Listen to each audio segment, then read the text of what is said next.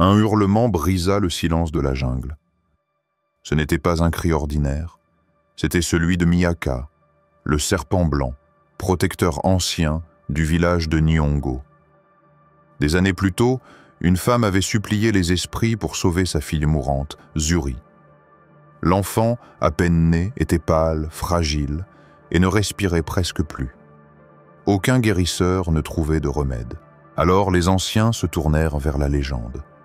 Miyaka, la gardienne de la jungle, un serpent géant au pouvoir mystique. Une délégation fut envoyée dans la forêt sacrée. Miyaka les attendait déjà. En échange de la vie de Zuri, elle demanda une seule chose, un serment de respect éternel, et un jour, un acte de retour. Le pacte fut accepté sans hésiter. Zuri guérit comme par miracle. La vie reprit à Nyongo, mais au fil des années, le serment fut oublié. Jusqu'au jour où un cri ancien déchira à nouveau les cieux, Zuri grandit, belle et étrange. Sa peau restait pâle comme le lait, ses yeux dorés semblaient voir au-delà du visible, et les animaux s'approchaient d'elle sans peur. On la surnomma rapidement l'enfant de la jungle. Elle parlait peu, mais écoutait tout.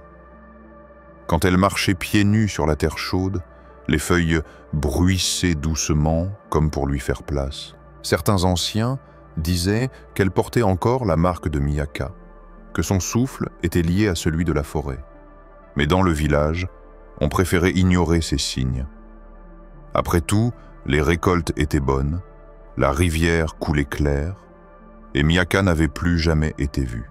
Zuri, elle, n'avait rien oublié. Chaque nuit, elle rêvait du serpent blanc, d'un regard immense et silencieux qui l'observait. Elle sentait, au fond d'elle, qu'un jour viendrait où la dette devrait être payée, mais personne ne voulait l'entendre. Et ce jour arriva plus vite que prévu. Le village était plongé dans une torpeur étrange, comme figé dans le temps. Les regards se tournaient tous vers une seule hutte, celle où Zuri, la guérisseuse, luttait contre la mort. Juma, le cœur battant, s'y précipita. En entrant, il vit son ami d'enfance, étendu, la peau brûlante, la respiration faible. Une maladie inconnue la consumait, et les remèdes habituels n'avaient aucun effet. Un ancien s'approcha, la voix grave. Il n'y a qu'un seul remède, la bile d'un serpent sacré. La bile de Miyaka, chuchota Juma, les yeux écarquillés. Le chef du village, solennel, hocha la tête. Si tu réussis, Juma, tu seras honoré. Tu recevras des terres, de l'or. Zuri vivra, et ton nom sera chanté. Mais dans son cœur, ce n'était ni l'or ni la gloire qui faisaient vaciller son esprit, c'était Zuri. Ses yeux éteints, son souffle court. Et Miyaka, cette créature majestueuse qui lui avait offert la paix, la confiance. Juma serra les poings. Il devait faire un choix. Le lendemain, il prit la route, seul en apparence. En secret, des chasseurs du village le suivaient, silencieux, armés de lances et de pièges. Lorsqu'il atteignit la cascade, Miyaka apparut, ondulant doucement entre les rochers. « Tu es revenu, Juma ?» siffla-t-elle d'une voix presque joyeuse. « Oui, ami, j'ai besoin de ton aide. » Il ne parla ni de Zuri, ni de la bile.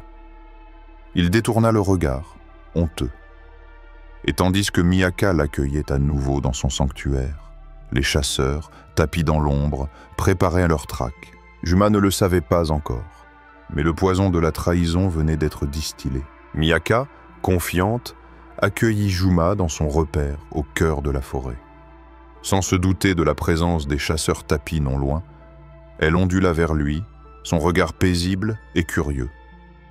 Juma, rongé par le doute, murmura sa demande d'une voix tremblante. Il lui parla d'un rituel, d'un dernier cadeau qui pourrait sauver une vie. La grande serpent mystique hocha lentement la tête. Si sa fin pouvait offrir un espoir, alors elle l'acceptait. Elle ferma les yeux, son corps commença à briller, amorçant une transformation sacrée. C'est à cet instant précis que les chasseurs jaillirent des feuillages, armes levées, visages crispés par la peur et la haine. Miyaka poussa un cri déchirant, non pas de douleur mais de trahison. Son regard se tourna vers Juma, figé, incapable de bouger, d'intervenir, de parler. Elle comprit. Et pourtant, dans un ultime geste de compassion, elle tendit vers lui un flacon formé de ses propres écailles, contenant la bile sacrée. Puis elle s'écroula, son corps majestueux transpercé de lances. Juma, le cœur vide, retourna au village avec ce précieux remède. Zuri fut soigné, son souffle revint, sa peau reprit des couleurs. Mais très vite, quelque chose changea. Ses yeux devinrent dorés, sa peau plus froide, ses mouvements étranges. Les anciens chuchotèrent, le chef recula, inquiet. Le venin de Miyaka avait certes guéri le corps, mais il avait aussi marqué l'âme. Une métamorphose lente s'opérait. Et dans les nuits suivantes, alors que Zuri dormait, des écailles pâles apparaissaient sur ses bras. Le village comprit trop tard. Ce qui avait été pris à la nature en trahissant un être sacré avait un prix. Et ce prix, c'était la malédiction qui désormais rongeait leur guérisseuse. La panique s'installa. Les habitants s'éloignaient d'elle. Les mères détournaient à leurs enfants. Zuri, elle, comprenait sans rien dire, sentant en elle un feu glacé qu'elle ne pouvait éteindre. Le village ne tarda pas à désigner un coupable. Juma, autrefois acclamé comme un héros, fut accusé d'avoir attiré le malheur sur eux. Rongé par la honte, il ne chercha pas à se défendre. Il accepta son bannissement en silence, le regard bas, portant sur ses épaules le poids de sa trahison.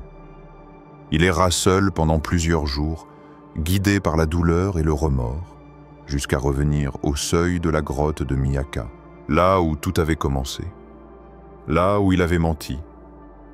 Le silence de la jungle l'enveloppait comme un linceul. Juma s'agenouilla devant l'entrée, le souffle court. Il murmura des mots d'excuse, les larmes coulant sur ses joues. Il demanda pardon à Miyaka, à la forêt, à Zuri. Mais le vent ne lui répondit pas. Seul et brisé, il rendit son dernier souffle devant la pierre froide de la grotte, là où Miyaka avait jadis accepté de lui faire confiance. Le lendemain, nul ne trouva son corps. Certains disent que la terre elle-même l'avait avalé. Quant à Zuri, elle disparut dans la jungle sans un mot. Les rares témoins racontèrent en l'avoir vue s'enfoncer dans la brume, son corps déjà partiellement recouvert d'écailles pâles, ses yeux brillants d'une lumière inhumaine. Elle ne revint jamais. Avec le temps, une légende naquit. On l'appela l'enfant du serpent, celle qui porte la mémoire de Miyaka. On disait qu'elle apparaissait les nuits de pleine lune, veillant sur la forêt qu'elle avait juré de protéger. L'histoire de Juma et de Miyaka, de Zuri et de la trahison, devint une fable murmurée au coin du feu. Une leçon transmise aux enfants.